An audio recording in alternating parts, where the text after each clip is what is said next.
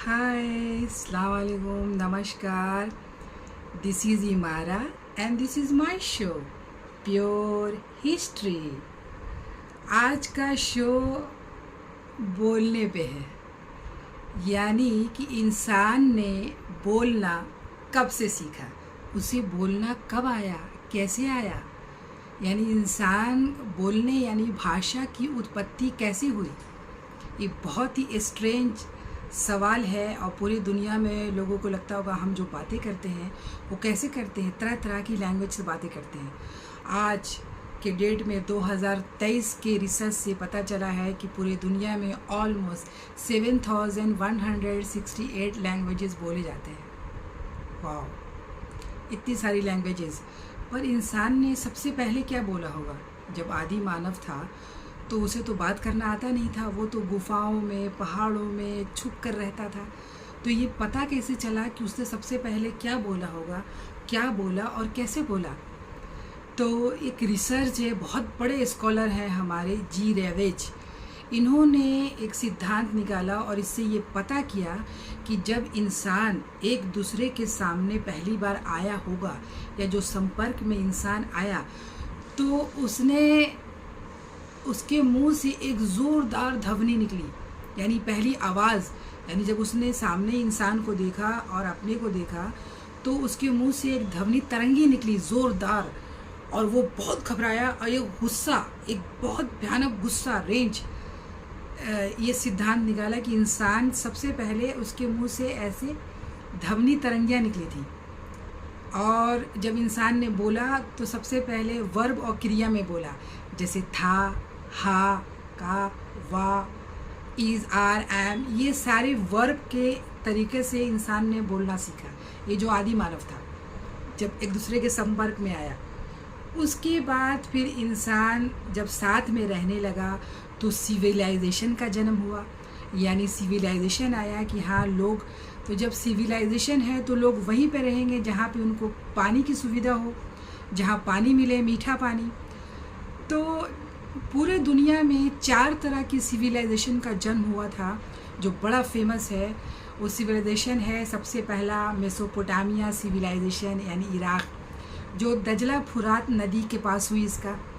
उसके बाद है नील नदी सभ्यता यानी इजिप्शियन, मिस्र का, वो नील की नदी के पास हुआ। उसके बाद है येलो रिवर यानी चाइना हुआंगो सिविलाइजेशन था इनका, जो येलो रिवर के नाम पास हुआ। और हमारा फाइनली सिंधु घाटी यानी हड़प्पा सभ्यता सिंधु घाटी नदी के पास हुआ। तो पूरे दुनिया में ये 4 सिविलाइजेशन ने जन्म लिया जहाँ इंसान मिलकर आपस में रहने लगा, कांटेक्ट बने, एक दूसरे को समझ के जानने लगा और फिर चीज़ें आगे बढ़ी। तो मैं लैंग्वेज में भी बता दूं कि सबसे पहले बोले जाने वाली जो भाषा थी, इसके लिए सारे हिस्टोरियन एक मत हैं कि हाँ यही है, वो सबसे पहली भाषा है, वो है सुमेरियन, सबसे पुरानी language Sumerian, Akkadian and Egyptian.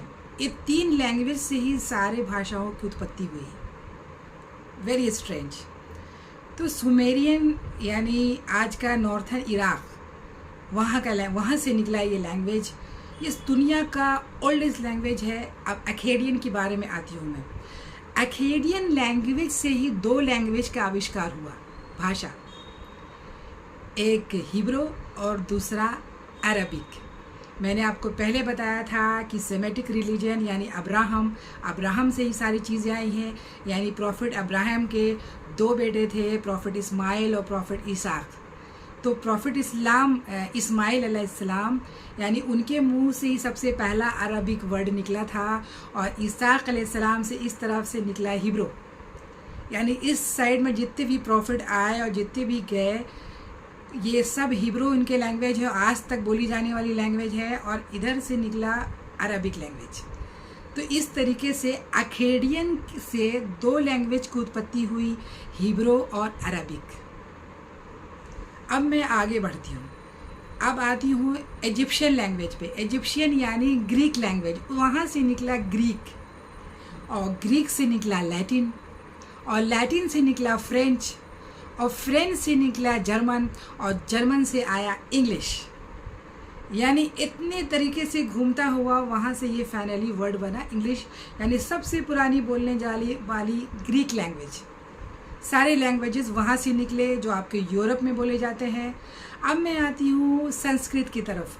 लोगों को शायद मालूम नहीं है कि संस्कृत इंडिया का लैंग्वेज नहीं है, इंडिया में बोलने जाने वाली नहीं है। संस्कृत शब्द की उत्पत्ति हुई है नॉर्थन सीरिया से, सीरिया। यानी ये वहाँ के लोग जब आर्यन हमारे देश में आए, यहाँ भारत आए आर्यन, तो वहाँ से वो सबसे पहले बोले जाने वाली लैंग्वेज संस्कृत, लिखना पढ़ना, वो सीरिया से लेके आए थे। फिर इंडिया में आए, और हमारे महर्षि पाणिनि ने संस्कृत का इन्वेंट नहीं किया है। महर्षि पाणिनि ने ग्रामर लिखा है, सारे ग्रामर का इन्वेंट किया है उन्होंने, वो संस्कृत लैंग्वेज का इन्वेंट नहीं किया है। तो मैं बता दूं, तो ये लैंग्वेज सीरिया से आया, ये आर्यों की लैंग्वेज थी। यहाँ आया, ये ऋग्वेद में लिखा गया, बहुत सारी चीज़ें, सब भाषा लिखी गई, उसको डेवलप किया गया। अब मैं आती हूँ द्रविडियंस के बारे में। जैसे तमिल लैंग्वेज को भी संस्कृत से भी बहुत पुराना माना जाता है, लोग बोलते हैं, क्योंकि आज तक हमारी सिंधु घाटी की सभ्यता का जो प्रोटो लैंग्वेज है, वो आज तक किसी लिंग्विस्टिक ने, भाषावादी ने नहीं पढ़ सके कि वो लिखा क्या है, उनकी लिपि क्या है। इसीलिए ये समझ नहीं पाए कि वो क्या बोलते थे और वो क्या लिखते थे।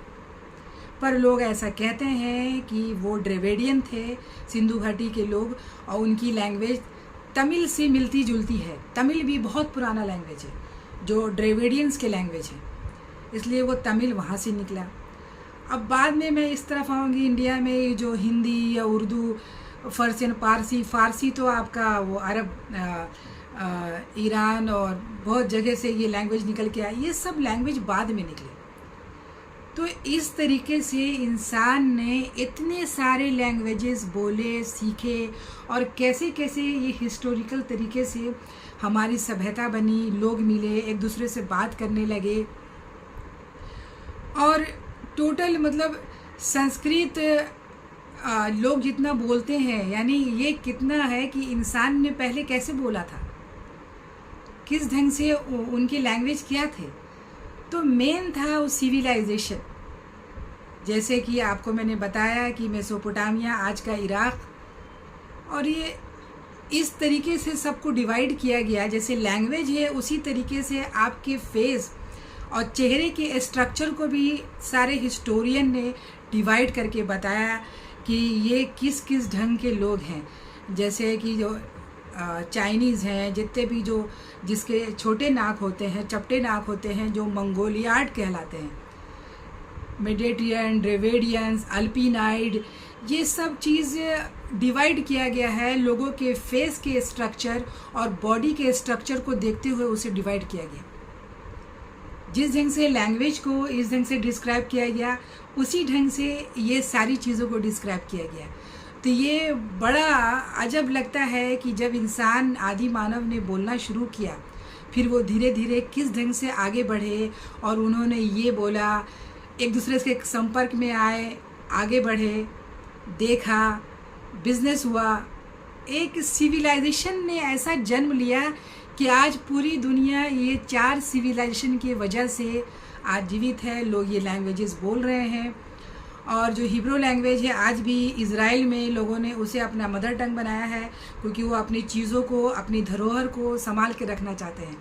अरबी लैंग्वेज भी लोग, अरबिक लैंग्वेज भी बहुत तरह के हैं, थोड़ी थोड़ी सी चेंजेस है सब चीज़ों में। जैसे इजिप्शियन की लैंग्वेज, सुमेरियन की लैंग्वेज, यानी अरबिक लैंग्वेज में भी थोड़ी सी चेंजेस है। जैसे कि आप बोलेंगे कि जैसे कि बिहार में कितने सारे लैंग्वेजेस हैं, कोई मगही बोलता है, कोई भोजपुरी, कोई मैथिली, ये सब लैंग्वेज है, ये बिहार से निकला है। आपकी ये कॉमन लैंग्वेज है। जैसे प्राकृत लैंग्वेज से ही हिंदी लैंग्वेज आया है। प्राकृत लैंग्वेज और पाली लैंग्वेज, ये गौतम बुद्धा की लैंग्वेज थे। यानी उस ज़माने में लोग प्राकृत लैंग्वेज और पाली लैंग्वेज में, उस ज़माने में महावीर और गौतम बुद्ध इस लैंग्वेज में बातें किया करते थे। उनके सारे उपदेश पाली लैंग्वेज में है। तो उस लैंग्वेज को मिला जुला के खड़ी बोली फिर आमिर खुसरो ने वो उन्हें उर्दू का इन्वेंटर कहा जाता है। उन्होंने हिंदी और खड़ी लैंग्वेज, खड़ी बोली सबको निकाल के एक खूबसूरत उर्दू वर्ड का इन्वेंट किया आमिर खुसरो ने। तो इस तरीके से हमारे बीच आज के डेट में टोटल 7000 लैंग्वेजेस बोले जा रहे हैं पूरे दुनिया में, और इस ढंग से लोगों ने रिसर्च किया और हमें ये सारी चीज़ें की जानकारी प्राप्त हुई। धन्यवाद।